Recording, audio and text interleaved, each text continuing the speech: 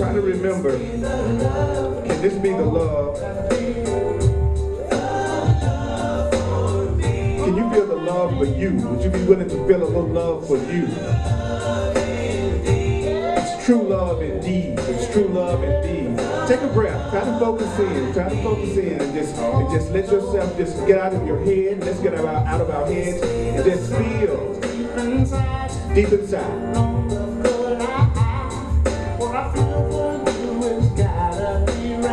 What you feel for yourself has got to be so right.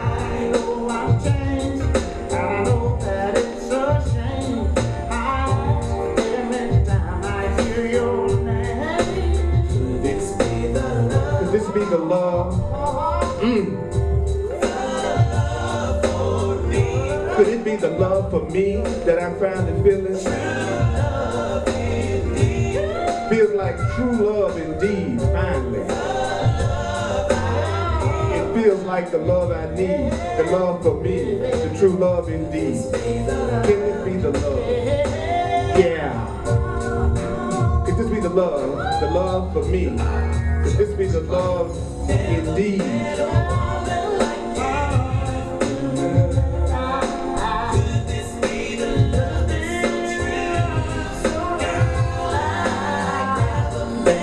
Let yourself understand that it's time for you to love you. It's time for you to love you.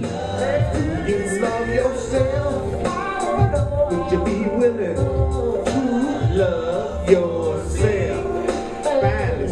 Could you love yourself? True love indeed. That's the love for yourself. It's the love I need. The love for me. True love indeed. The love I need. Could this be the love? Could this be the love? Could this be the love? Could this be the love? Could this be the love for you? Could you feel that love for you? Could you finally give some love to you? Would you finally give some love to you? Would you finally give some love to you? You. Give some love to you. Could this be the love? Could this be the love? Could this be the love for me? Ow! Could this be true love indeed? Could this be the love I need? Could it be the love I need? I think it's about time that I gave some love to me. Love for me. You know what I'm saying? Mm-hmm. Yeah. That's what I'm talking about. Hey, darling. How you doing? Yeah. Good to see you. Lord have mercy.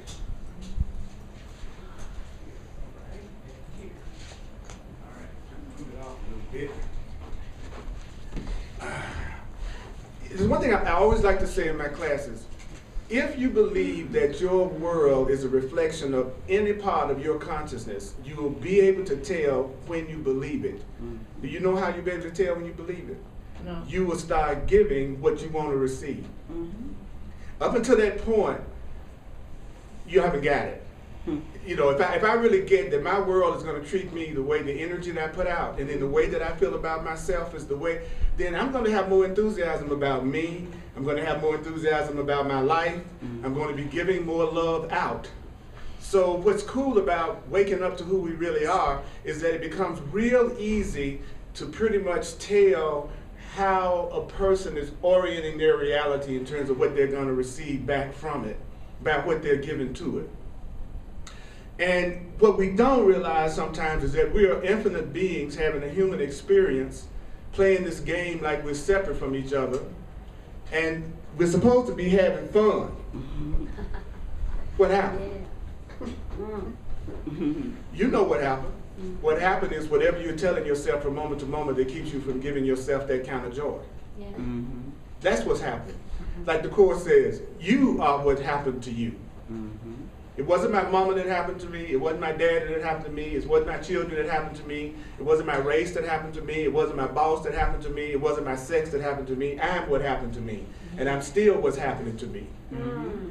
And I'm glad about that. because I'm finally treating myself better, so I don't mind being true. Exactly. But when I wasn't loving myself, the last thing I wanted to hear was that I was responsible for anything that I was experiencing right now. That's true. You don't want to hear nothing like that when you're not loving yourself. But when you start to love yourself and you start to see the results of that, you're glad to say, okay, I created that. That came from my mind. That came from my consciousness.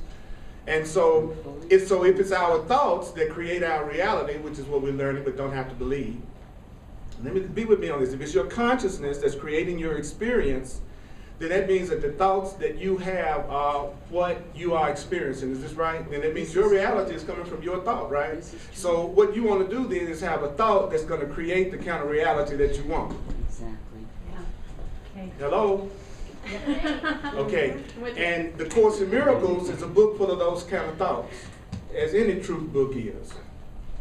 So there are two things I feel all the time. I either feel love or fear, or I feel what I call willingness or resistance.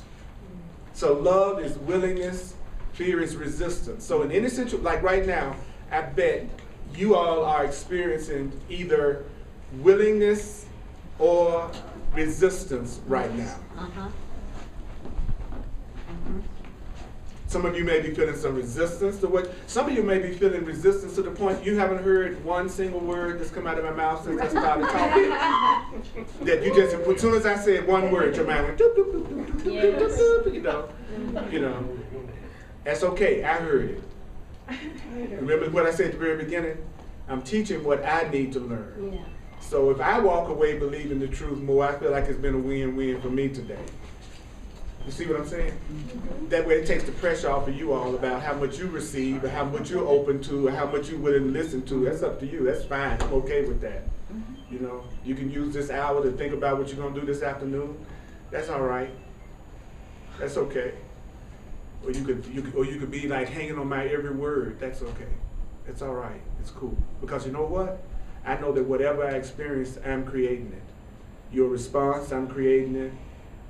Whatever's going on in my life, I'm creating it. There's nothing that's happening in my life that I'm not creating. Do I have to believe that? Nope. But I would venture to say, whether you believed in gravity or not, if you jumped off this house, you wouldn't fall up.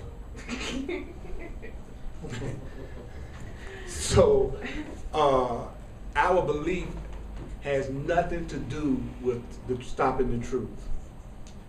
That's good news for me. I'm glad that there's some love out there that would love me regardless of how I felt about myself.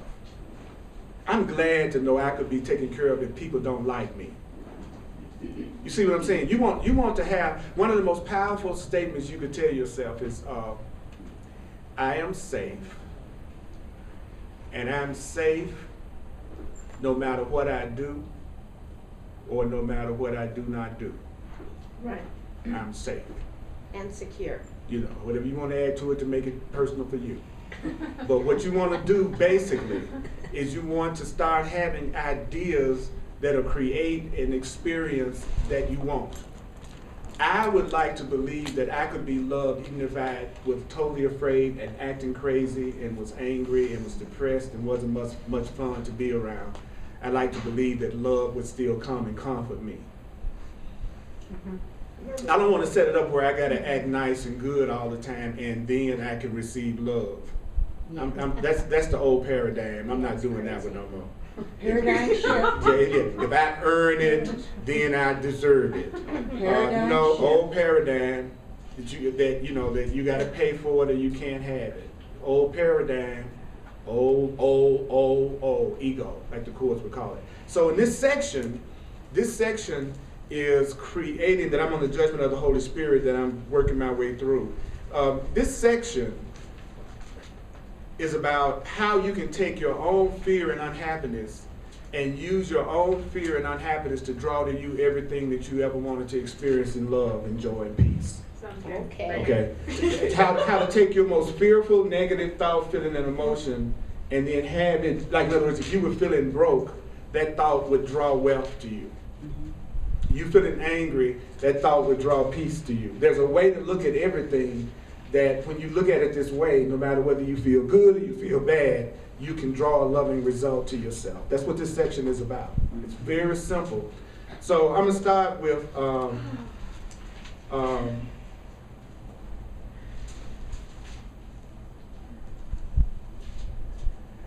paragraph 9 on page 217, in Judgment of the Holy Spirit.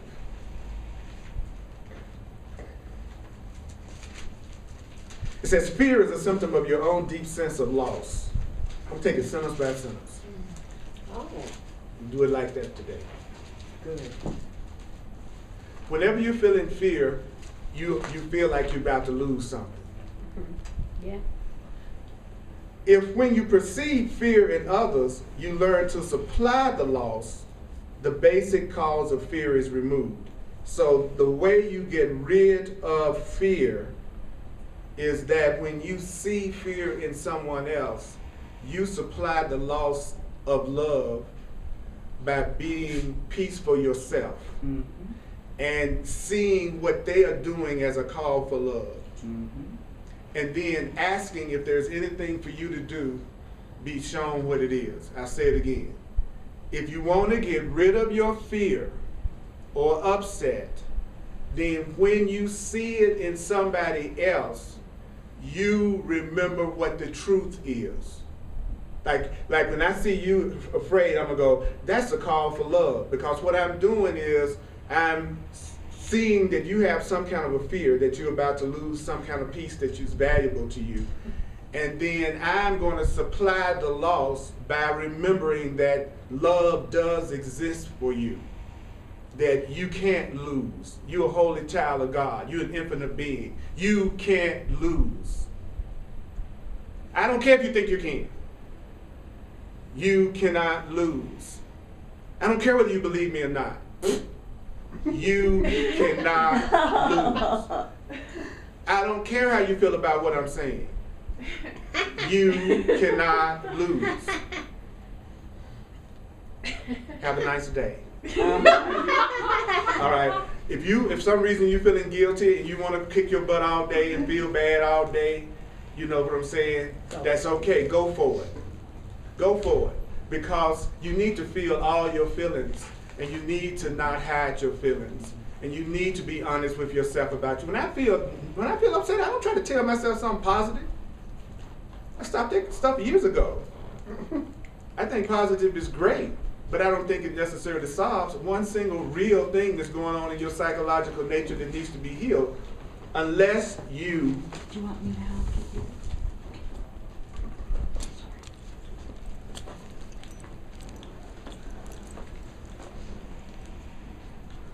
Unless you're authentic with yourself, unless you tell yourself the truth about how you really feel, you're teaching yourself that there's something wrong with your feelings, that there's something broke, that it's not okay for you to feel everything you need to feel.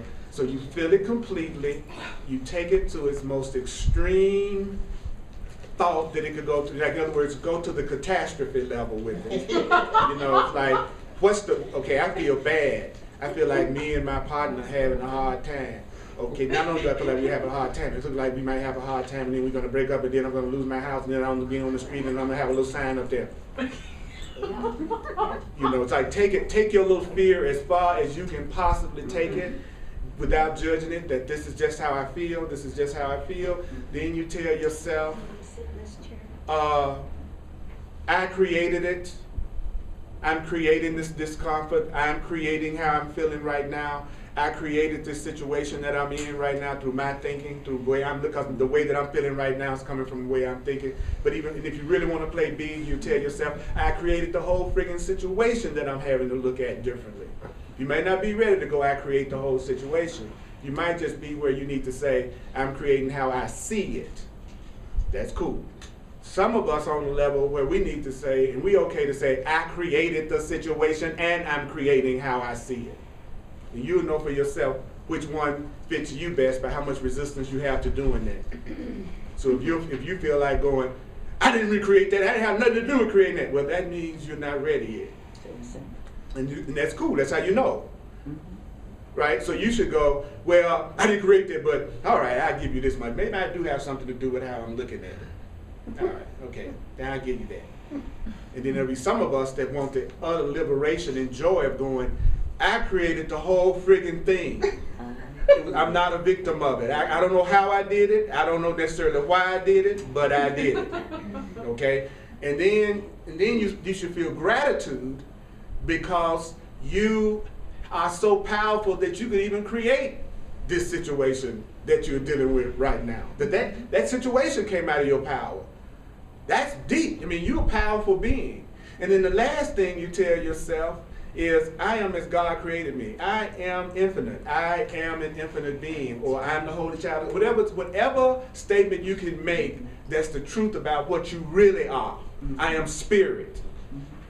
I'm an infinite being having a human experience that's pretending he's a father on Father's Day. But I'm in trouble if I really think that's what I am. I'm spirit who has a image of himself in a body as Earl Purdy that is a father.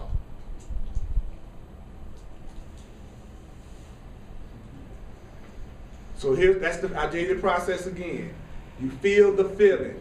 You tell yourself you created it. You express gratitude for your ability to even create it, and then you remind yourself you're not it. I am spirit. I am an infinite being. I am love.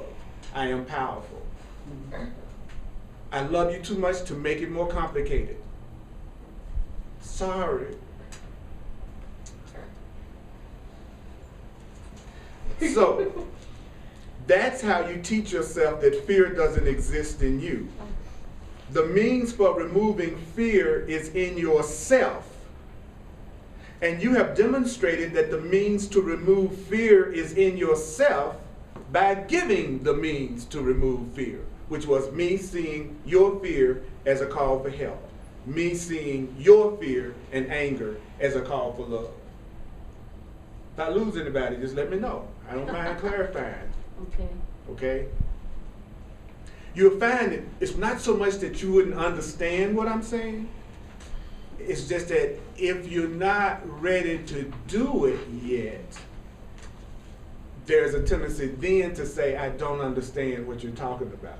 Mm-hmm. Okay? Because that's the best reason in the world for not practicing it. If I can say I don't understand how to do something, then that justifies me not doing it.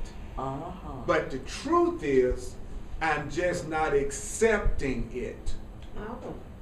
You see what I'm saying? It's like if my kid made me mad today, I could say, I feel like strangling my kid.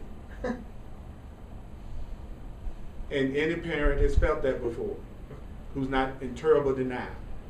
But they've also felt joy and happiness and their heart being open in ways that it also wouldn't ever be open through that experience also. But we're talking about how to deal with the fearful stuff right now, all right? Then I would tell myself, you know, I created this situation right now. I created it. It's an aspect of my consciousness. I created this situation, and I'm grateful that I have such power that I can even create a kid and create the situation that I'm going through. Then I would remind myself that I am spirit. I'm more than my body. I'm more than a father, human father, and I'm more than a man, and I didn't create my children. God did. I was the means for them to come into the world to get a body, to have their soul growth experience. And hopefully I had a good time. I'll bet you did. Thank you. I would certainly hope so. Do you mind speaking just a little bit on a health thing, applying this to health Right. when you're faced with Okay. major ass fear Okay. about a hard All right. situation? I feel afraid about a hard situation. That's a symptom of my own deep sense of loss, that I might lose something, whether I call that even my bodily life. Right. Okay? And so if you've been seeing what other people do as a call for love whenever they're in fear, well, what you'll find is that you'll automatically call your own fear about your heart issue your call for love or your call for God. So first of all, if that's what you're feeling right now, then you admit to yourself what you're feeling right now. You admit to yourself that you're creating how you feel about it right now. If you really want to be powerful, you'll say, I created the heart condition and everything else surrounding it right now. Yeah, I hear Then you would go, I am spirit. I am the holy child of God himself. right? And then the next thing that you would do would be to ask the Holy Spirit, ask your higher self, ask God, what do you want me to do? Where do you want me to go? What do you want me to say? Who do you want me to talk to about this? And then you would not try to answer any of those questions. You would not try to answer any of those questions. And then every time the temptation for you to try to figure that out come up, you would take yourself through the process again. You go, I'm feeling discomfort about not trying to figure out how I'm going to solve this problem. Let me feel that discomfort that I feel about that right now. Remind myself, I'm creating my discomfort about how I'm going to handle this problem right now. I'm grateful I had the power to even create this situation, and I am spirit. What most people don't do is, I was reading in the Course of Love, and I'm going to talk about this in the Course of Love class Thursday, but it blew my mind.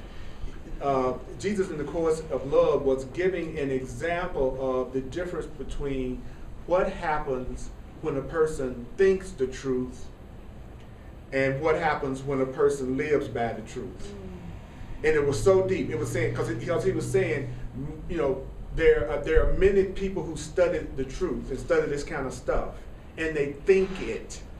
So when you talk to them, they can tell you pretty much what it's saying because they're thinking it. But they're not necessarily living it. Okay, so then he said what the person's life is like who thinks the truth, which is still one level above people who don't think no truth and just going through hell and don't know why. And then they blame everybody else for it. That's one level. That's the level where you're trying to convince yourself that you're limited because you want to have the fun of coming into the awareness that you're unlimited one day. So the first part of it is I limit the heck out of myself and make it look like nothing goes right in my life so that I can completely forget who I am, so I can have the fun of coming back into the realization of that again. And that's a game that we play. Like hide and go seek. I'm going to hide it from me, then I'm going to find it. So I'm going to hide my power, hide my love, hide my joy, hide my peace. And now I just had an awakening, an epiphany. And now I'm going to go out here and find myself. Oh. And so then you have the joy of finding out how powerful you are, how beautiful you are, how abundant you are. It's like it's getting in my experience now that every day I go, oh no, I didn't have another day like this, did I? You know, where it was one loving, unexpected thing pop up after another, and little strange, unusual thing. It's like the voice said, you're gonna be able to tell when you're starting to wake up to who you really are, because weird things are gonna start to happen, unexpected things is gonna start to happen. They kind of don't make any sense to you, like a little blip in the matrix. And there's been so much going on like that, it's been almost eerie. But a couple of them that comes right to mind was 3 days in a row, I was in a situation where I was around a dog. And it happened to be grass around, and in each time that I came in contact with this dog, they all ran into the grass, and then they laid on their back and they did the same little move on their back. Like, I'm around dogs all the time, they don't do that. So I know dogs do that, but what was unusual was they were doing it in front of me. And there was 3 different dogs in 3 different days that did it exactly the same way, right in front of me. Yeah. Wow. Then I met this couple that was just in the media. First, the wife came up and I was at a gathering, and she had a big. I'm a photography buff, and she took a picture of me because she was like taking pictures for the hostess because it's like her little her thing, right? And so she took a picture of me, and I told she was going to take another one, so I looked natural.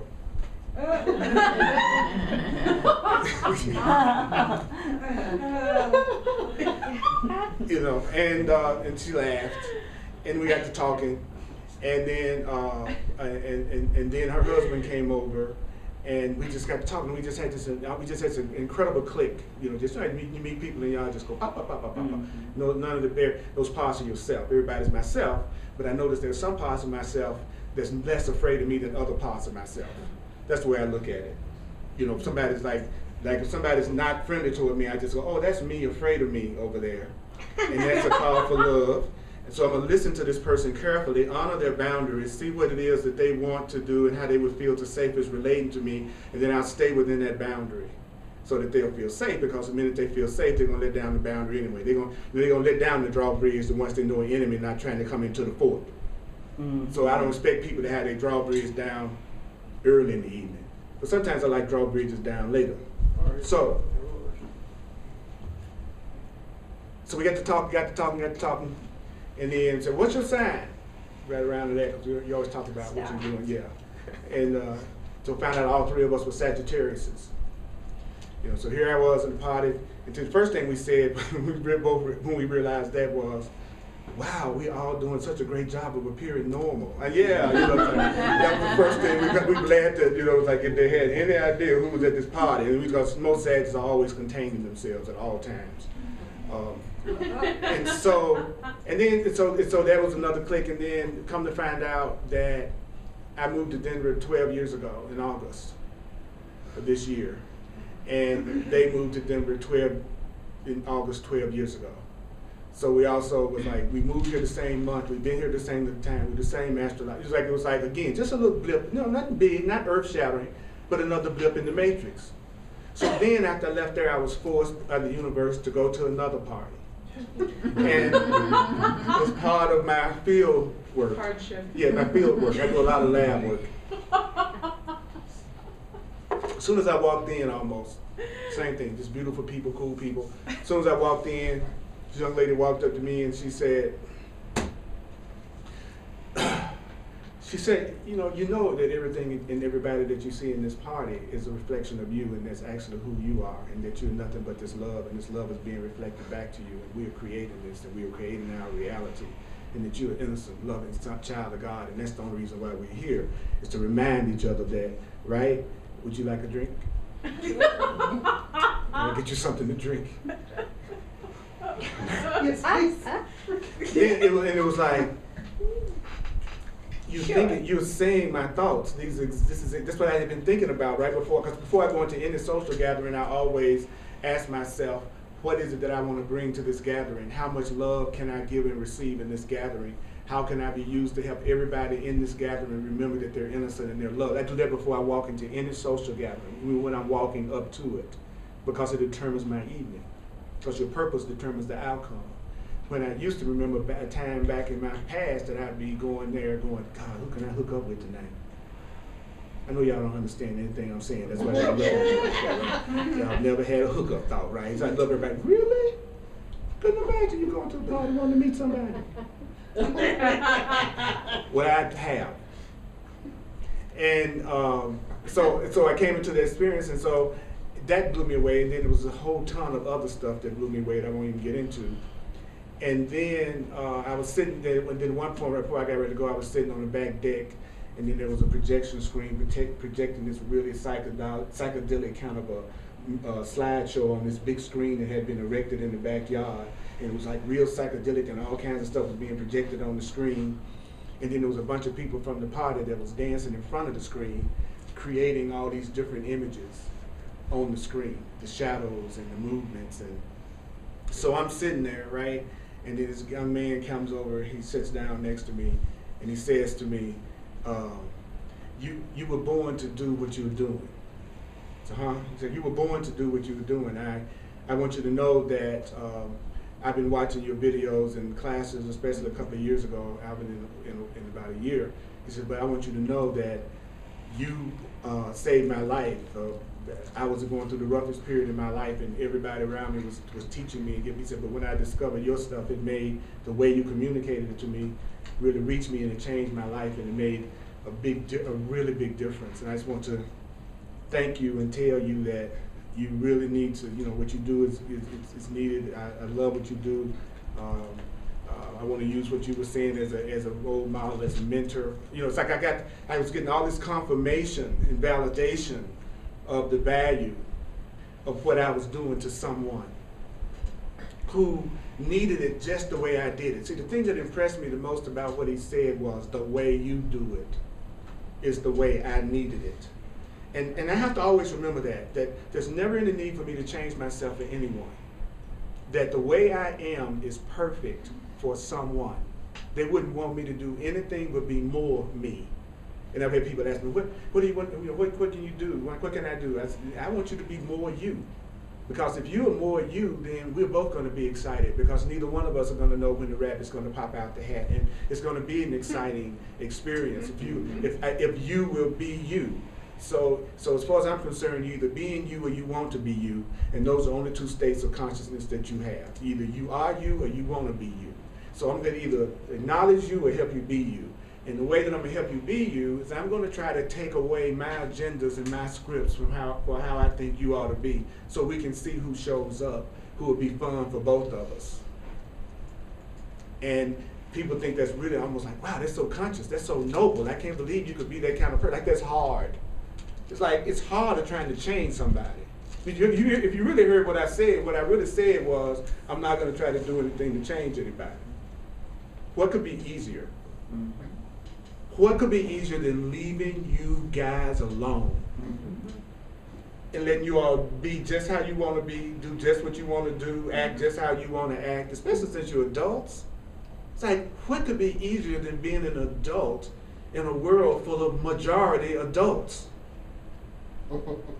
If you were looking at it correctly, you wouldn't have a whole lot to do. Unless, of course, you were trying to hide how you feel about yourself from yourself.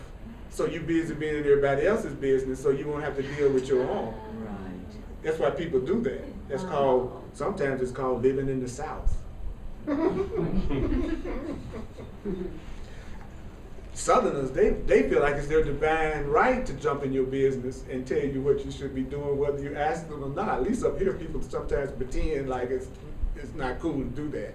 But in the South, I really don't. You be sitting out eating, somebody might get them cold when you come and you say, I really don't like your shirt. I think you look better if you wore it like this right here. In the South, they don't mind telling you what they think about that shit. You should be, honey, you shouldn't. You pass by somebody whispering you, you don't need to be with her. You don't need to be with her, honey. I'm just telling by the way she's acting, It's like in the South, they're gonna jump all into your stuff. So that's the part of me that likes to get into other people's business and tell them what to do. You understand what I'm saying? That's the part of me that's like that. So since I realized that's me that's like that and have been like that, then what that person is doing is giving me the opportunity to reclaim my power from that behavior, the power that I gave away to that behavior. By me not condemning them, I reclaim all the power that I gave away through being in other people's business, and then I get that power and love back within myself.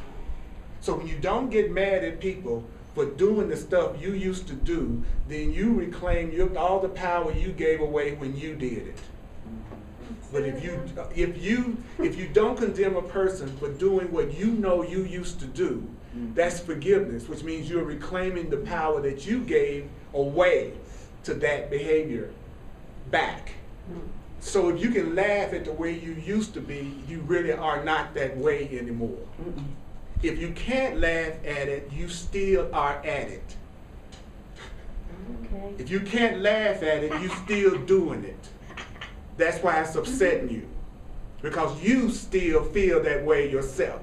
So if you get mad when somebody says Jesus, then you are the one who has Jesus issues. You're the one that hasn't corrected your perception of that word, because it's a word that you're giving a meaning to. And so if it's upsetting you, it's just your old definitions being projected on that name. So you're the one that's got the problem, and you're innocent. And it doesn't matter. It doesn't matter to me, it doesn't matter to nobody else, and it certainly doesn't matter to Jesus. So lighten up. Lighten up. Okay? So Judy, that's your call for love. That's your call for health. And for you to be honest with yourself about feeling the fear, here's another thing that people don't know about metaphysical principles. Something you act out in your mind without judgment is something you don't have to go through physically in the world. So if I could take my worst thought of fear and feel it honestly and don't judge myself for having it, there's no need for me to meet it. Cool. Okay, now what would be the optimum state of consciousness to have about a serious operation? Death. Okay, that would be the biggest thing. So, Yeah. so if I was afraid I was going to die, then I'd study as much as I could about what the Course teaches about death, until I would get to the point, if at all possible, where it was okay if I, quote unquote, appeared to die, or okay if I lived. That's what I'd be working on. I would first of all, I would be feeling all my feelings of fear, all my feelings of upset. I would be doing whatever the world. When I had a doctor, and it was a doctor I trusted, then I would do what that doctor said, or else I shouldn't be going to that doctor. Yeah. Right. So then so what does that mean? Not that I think the doctor is healing me, Judy, but because I know I need to do something to symbolize that I'm willing to be healed.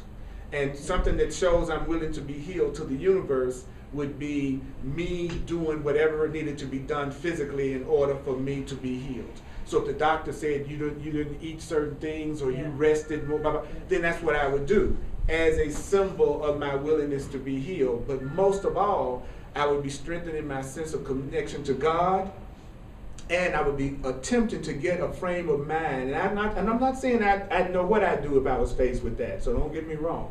I'm not. You know what I'm saying? But I know this much, however I would deal with something, I would be dealing with it better with the truth than I would if I didn't. You see what I'm saying? Like if someone told me I had 2 days to live and I was freaking out and running around the church and screaming and hollering, y'all be going, I can't believe he studied the course. But even if that came up, that still would be a lighter response than I would have been having if I hadn't read the course, is how it would be for y'all to believe. That still would be a better response than I would have had if I hadn't been studying the truth at all, even if I, wake up, wake up. Okay, if I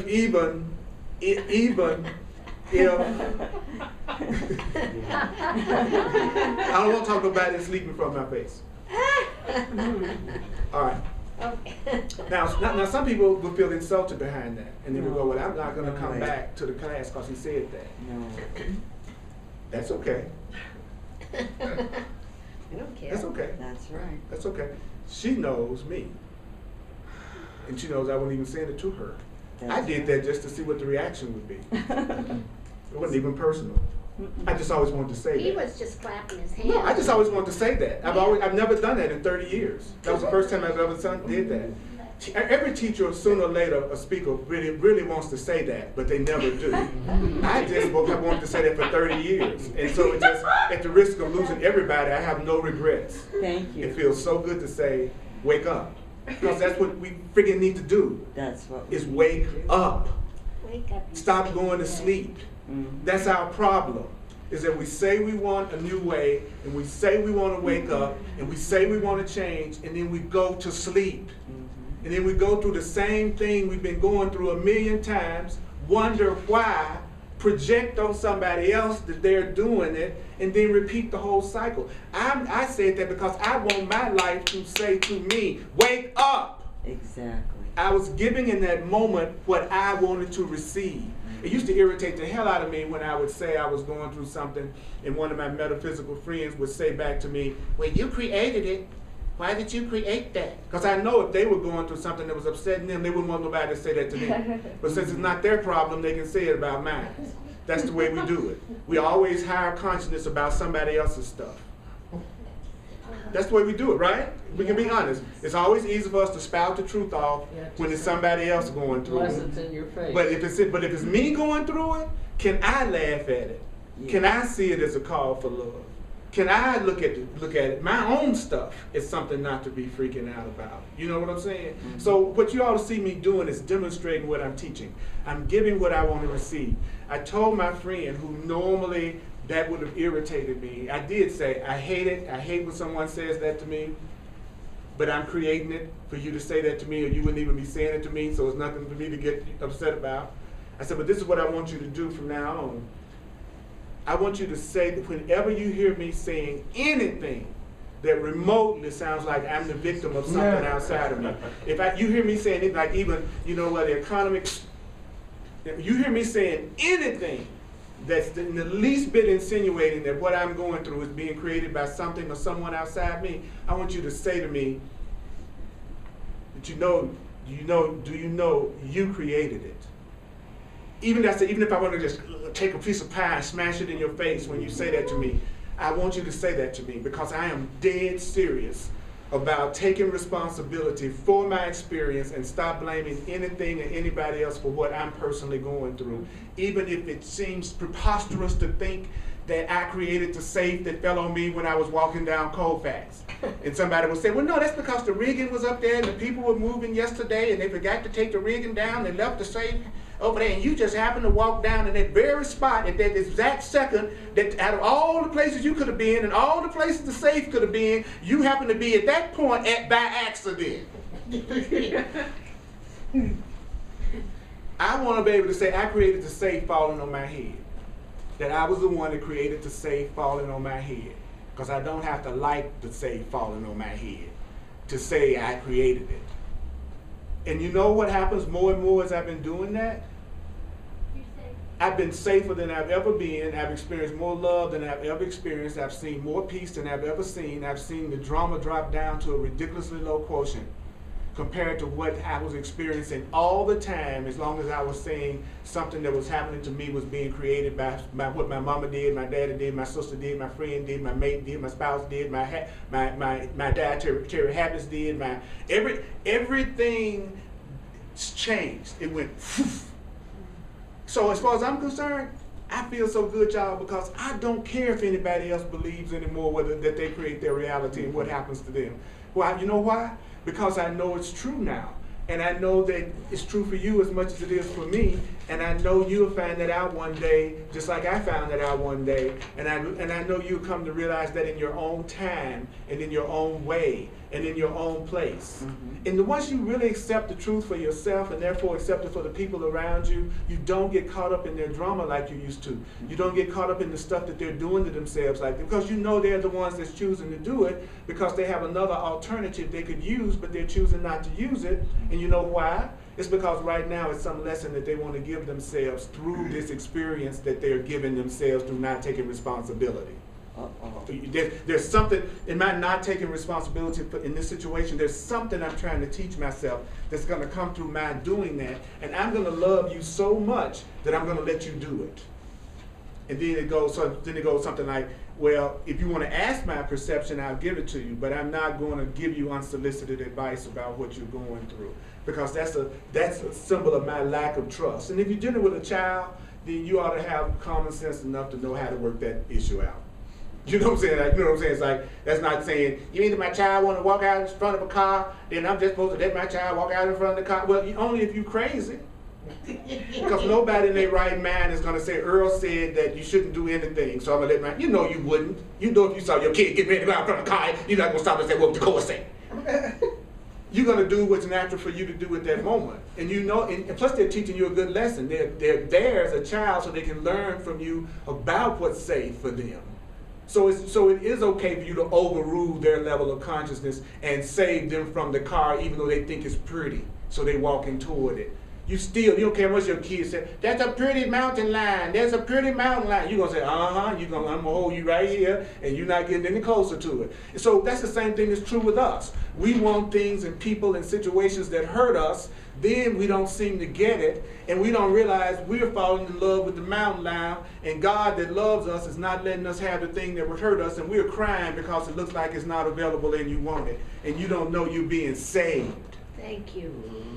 That's every person you ever wanted that you didn't get. That's every person that you've ever had that it looks like you don't have no more. That's every situation in your life that it looks like you lost in. Every situation in your life, it looks like you asked for something that didn't happen. Those were all situations that were mountain lion situations that your parent would not let you go into the mouth of that lion, even though it looked so beautiful to you, because you're like a little child that thinks what you want for yourself is always the best thing for you just because you want it. Yeah.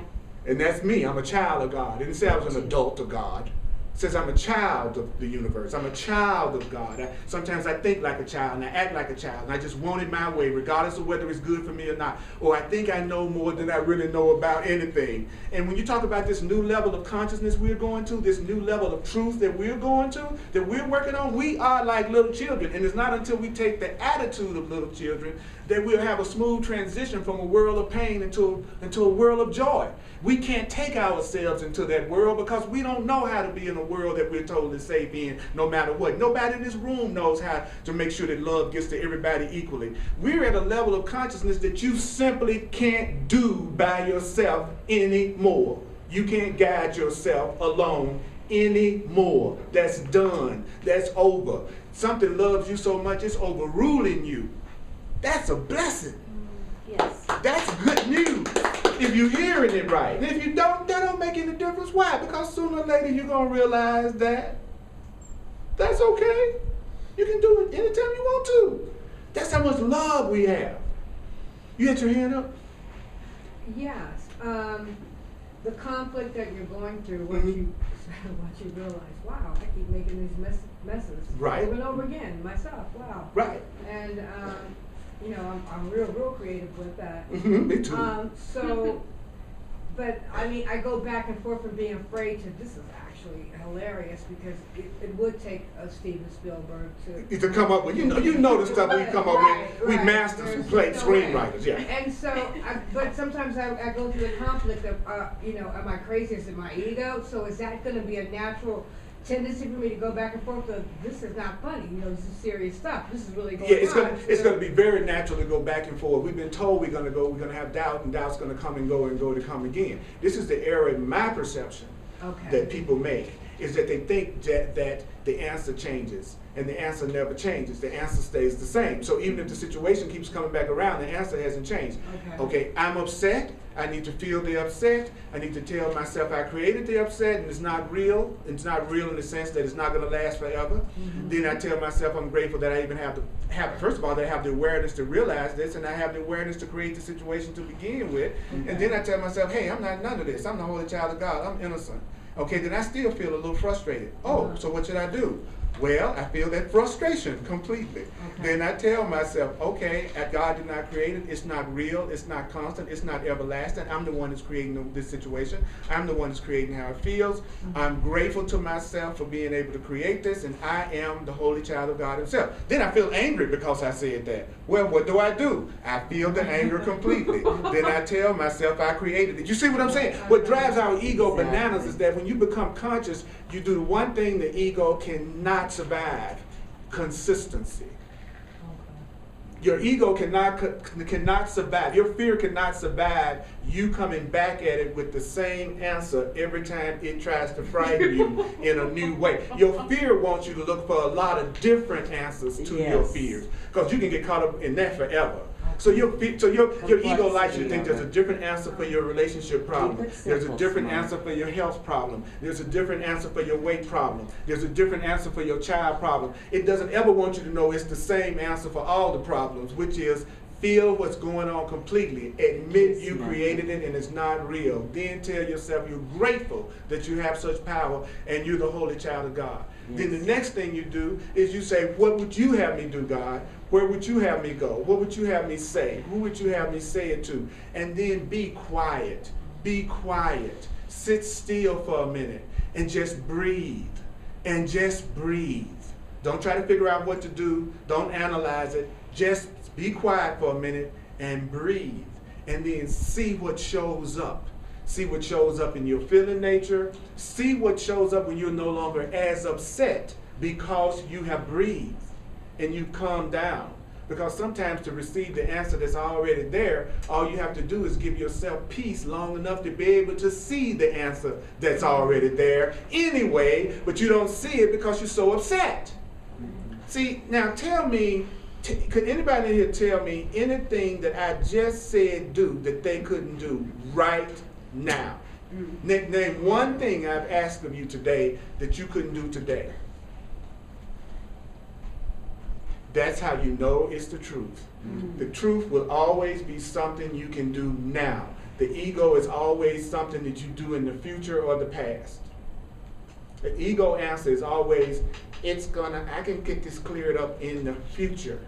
I can get this taken care of next week, after I finish the next workshop, after I finish the next 3 books. That's true. You could be benefited that way, but be clear that any real answer is always going to be something you can do right this moment to give yourself more peace. Always. Right. Because whatever you're trying to do, if you be honest, you're only trying to do it so you can have love or peace anyway. You know, you want that house because you think it's going to bring you some joy, and you want that relationship because you think it's going to bring you some kind of joy and peace. You want to lose that weight because you think it's going to bring you. So what you really want is the joy and peace. So why don't you just ask for the joy and peace? Why don't you cut out the middleman, which is the house, and cut out the middleman, which is the mate, and cut out the middleman, which is the degree, and cut out the middleman, which is the next. You know what I'm saying? It's like, that's fun. You can do that. Nobody's saying don't do that. But be clear. What you really want is the peace and the happiness you think those things are going to give you. So why don't you just ask for peace? Ask for happiness. What would happen if I just ask for peace and happiness and don't ask for the car? The peace and the happiness will itself create the situations and circumstances and people that will allow you to feel happiness. I'll say it again. The focus on the love itself, the love will create the person, the situation, the circumstances, the perceptions necessary for you to feel love. That's why you go for the content more than the form. Because the content will create the physical form. The physical form does not create content. You can have the prettiest house in the world and the content of it be something that's you miserable in it. You could have the best looking body. You can be the guy or girl with the best looking body on earth as we define bodies, and it'd be a total and completely fearful, unaware, ignorant person that you just looked at, you know, because they're afraid. You see what I'm saying? But if you were to say, I want to experience love and peace and joy and healing in my relationships, then those thoughts will create relationships that are joyful and peaceful and healing. But you don't go, I'm going for the body first. I want, you know, what I really want is somebody with blue eyes, but they could be blue eyes and a serial killer. You could get a blue-eyed serial killer. But what would probably happen, and I'm just guessing, but going from my own experience, what would probably happen was if you had a preference for blue eyes, and you weren't attached to it, and it was okay if blue eyes happened or not, ultimately, then you would go for, I want a really loving partner, a really loving man or woman, if you think in terms of men or women, a really loving consciousness. And then I bet you probably what's going to happen is that idea of you having a really loving, sane partner will probably create a partner with blue eyes. Great. Because, you know why? Because it didn't matter. I'll say that again. Because it didn't matter. You know, like I might want to wear a blue shirt, but I'm not going to kill myself if there's only green one left on the rack. You know, I'm not going to go, oh, I only wanted blue. I'm going to now stab myself to death. Ah! You know, I would go, I prefer blue, but I don't see a blue. So either I go to where there's a blue one, or I'll make it okay to have a green one. Have a nice day. That's the way you do everything if you can get to that. And it's a process getting to that. That's not something that comes natural to us. Yes?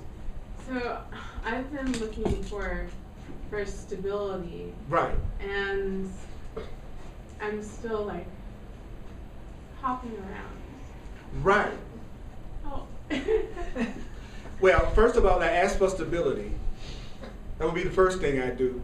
You know, I said, what would it take for stability to show up in my world? What would it take for stability to show up in my world in ways beyond my wildest imagination? Through the Holy Spirit. What would it take for stability to show up in my world in ways beyond my wildest imagination through the Holy Spirit? The next thing I would do, and that's all I can do is what I would do, is I would determine what my spiritual path is going to be, and then I would decide on it. And then I'd start studying it, and I started reading it consistently, and then I would start applying what it was teaching. Let me give you an example. You're in a Course in Miracles class. That's not an accident. The Course in Miracles teaches you how to have peace of mind, which is the ultimate stability.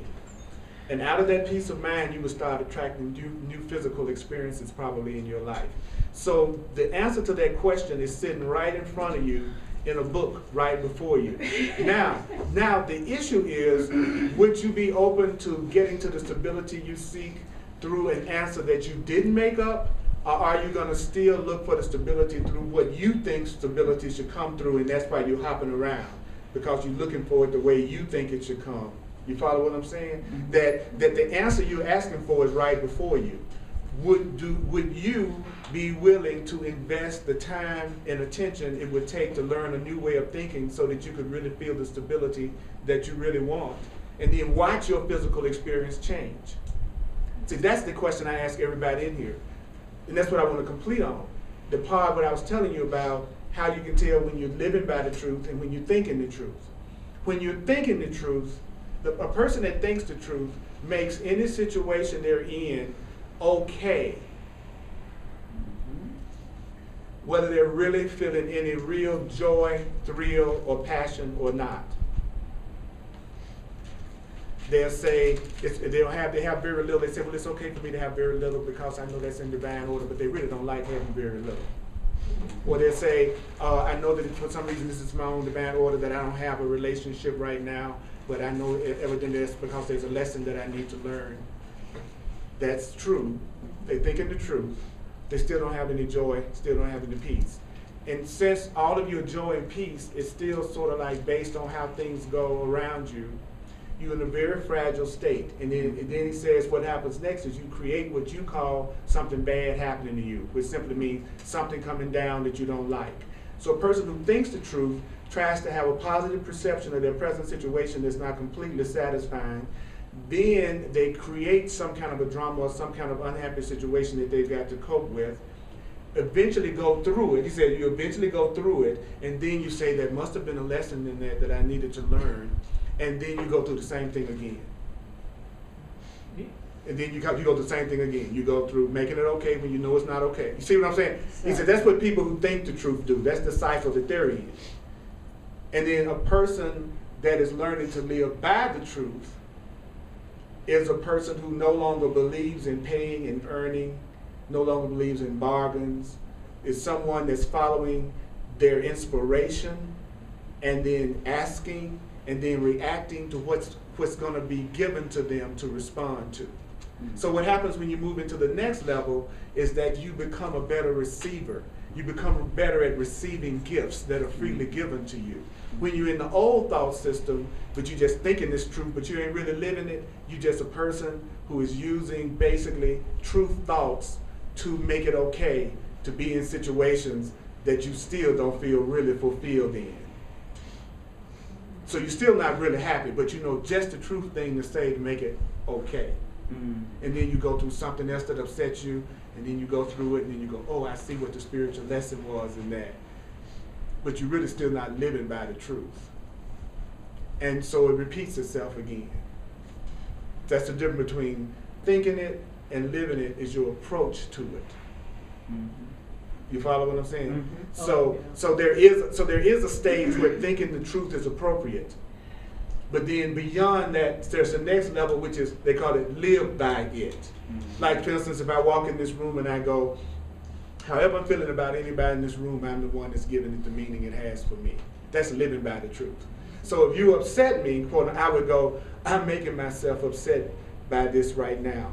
And I want another way to look at it. How would the truth tell me to look at what she just did? Well, the truth told me today that that's her call for love. She's feeling a deep sense of loss. I should supply that loss by recognizing that she's calling for love and that she deserved love.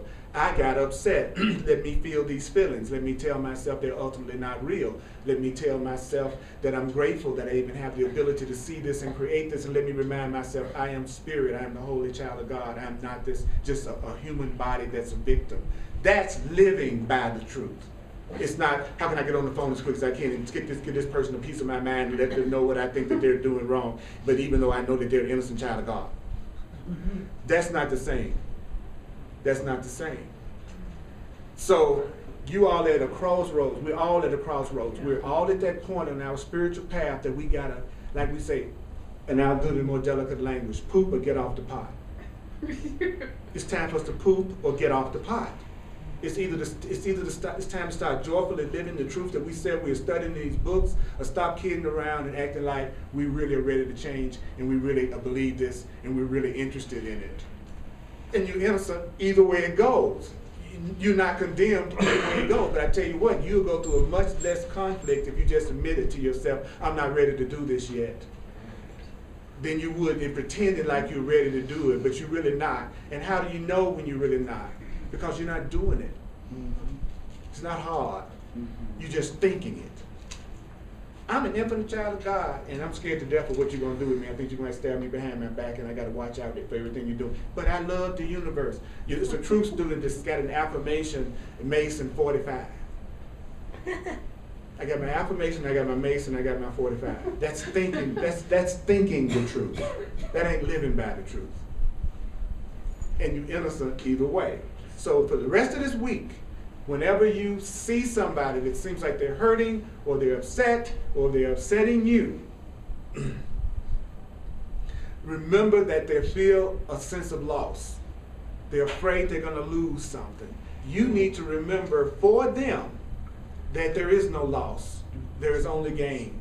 That even though it looked like you might lose something, you really can't lose. Why are you doing that? Because when you feel your sense of loss, then your mind will automatically remind you of that when you need to hear it, because you trained your mind to remind you of that truth. So it'll be there for you when you know it, when you need it, and you've gone crazy.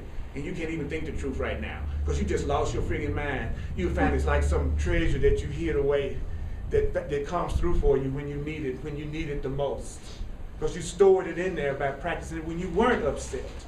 So you're on the way to a stability beyond anything you have ever known. You're on the way to a stability that can't be touched by anything. You're on the way to a love that will love you no matter what you look like, no matter what you do, no matter how you act. You're on the way to a love that's so far beyond what we give each other that God would be cruel if God limited us to what we give to each other. The cruelest God on earth would be the God that would leave it up to my brothers and sisters for me to be all right.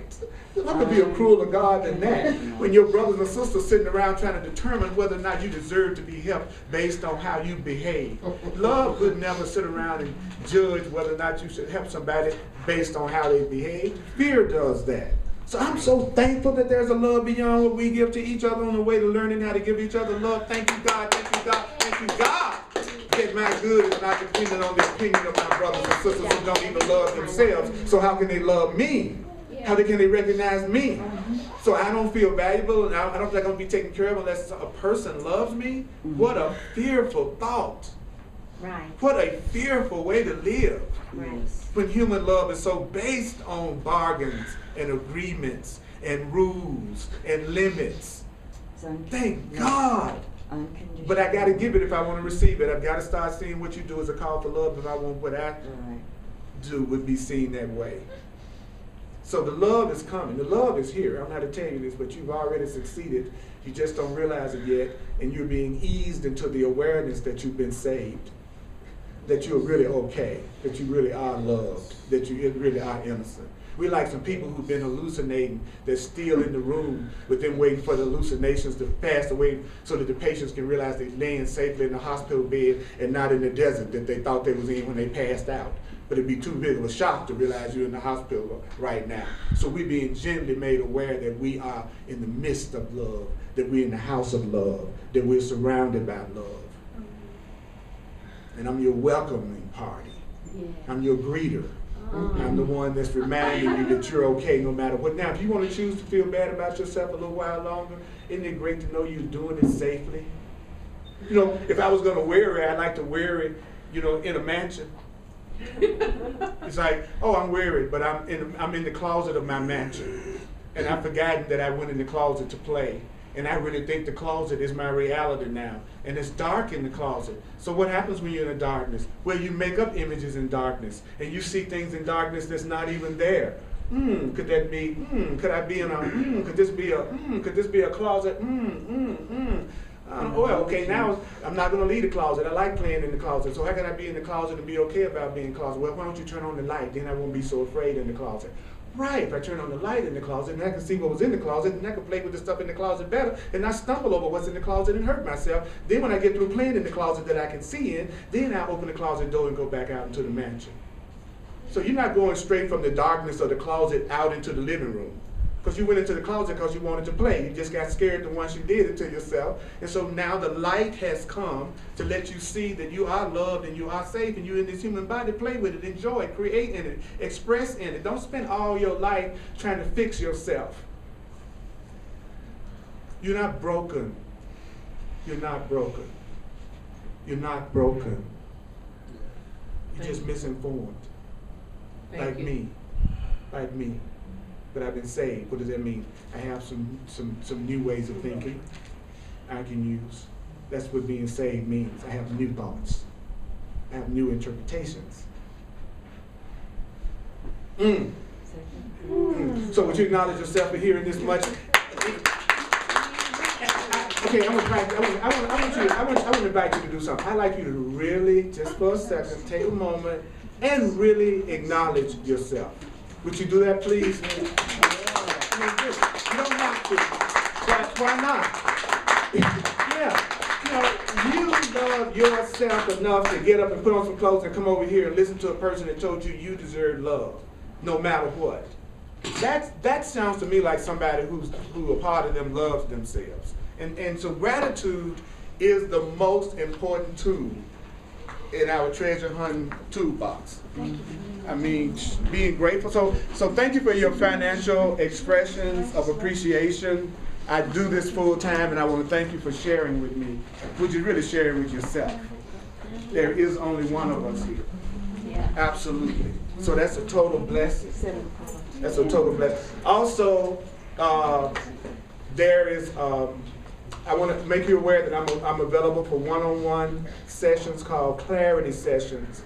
And if you go to my website, earlpurdy.com, then it explains exactly what it is. And I put all of my classes on YouTube, and I put all of my classes on my website. I have caught up all the classes. So all the classes are online up until all the way through last Thursday's class of the Course of Love. So I'm going to have them online much quicker now than ever before, right after the class that I do. I'm getting so much response through the internet and from people in the class as well as people on the internet that's really touching my heart with their appreciation of what's being done through me but not from me. I'll tell y'all something, and you know it, appreciation makes a lot of difference. It really does. When that beautiful man came up and sat next to me and sincerely said what he said to me, and he didn't even have an idea, but at that precise moment, that was exactly what I needed to hear. I mean, his timing couldn't have been more perfect, because in being this into the truth as I'm doing right now and still trying to have a good time, it's bringing up everything in me, every doubt, every fear, everything that needs to be healed and released that I've ever hidden from myself is coming up at the exact same time all this love that I'm telling you about is happening. Yeah. And I was right in the middle of one of those thoughts that needed to be re-perceived. It could go huncho, what the hell am I doing this for anyway? You know what I'm saying? Mm-hmm. One of those thoughts came up from, and then as soon as my ego was already defeated to me, then he said, now, you know you're going to do exactly what you're doing, I can't tell you how much it happened. Then he went, just like that. That's what we do for each other. He was my savior. That was the Christ. Sitting next to me in the form of a hook. A hunk, you know, a hooky hunk. Hunk hook. A Hulk. Yeah, right. The Hulk. Yeah. I felt so blessed. I'm just trying to figure out what that guy was. He was a hunky hook. He was a hunky hook. A hook. He wasn't green. Can I was make he? two things? Yeah, Was absolutely. he green? This is Sheila. She's a minister of the church here, and I would acknowledge her for supporting us and being able to use our stuff here. Thank you. Isn't it wonderful that Earl's here? How blessed we are. This is a magnificent teacher. Yes, he is. He truly is. He truly is. You should be Yes, telling he all your is. friends and buds and co-workers and the people who come up to you and say, what are you so happy about today? You say, because I've been listening to Earl. You know, and you want to come here and too? Thank you for your Bring correct other perception. people. I'm serious. Thank you. I appreciate It that. takes one to know one. I remember when I would deflect compliments, when I would deflect things that people were saying to me that was loving. When I thought humility, you know, that being humble meant self-debasement, not being able to admit, yeah, that's right. That's right. I am a loving You're a being. I am child a of lovable God. being, and I do want only the best for the people in my life. And I do deserve to have someone say to me, yes, that's true about you. So thank you for You're saying an awesome that. teacher, Thank you. amazing person. Thank you for being I here. love how you see yourself. I love how you see yourself. Oh. Okay, now what I wanted to say. Oh, you didn't want to say that? My arm. Okay, Jack, my arm. Two big things happening this coming weekend. On Saturday night, we have Jazz on the Lawn with Quessy and the band, Railroad Street. They're going to be setting up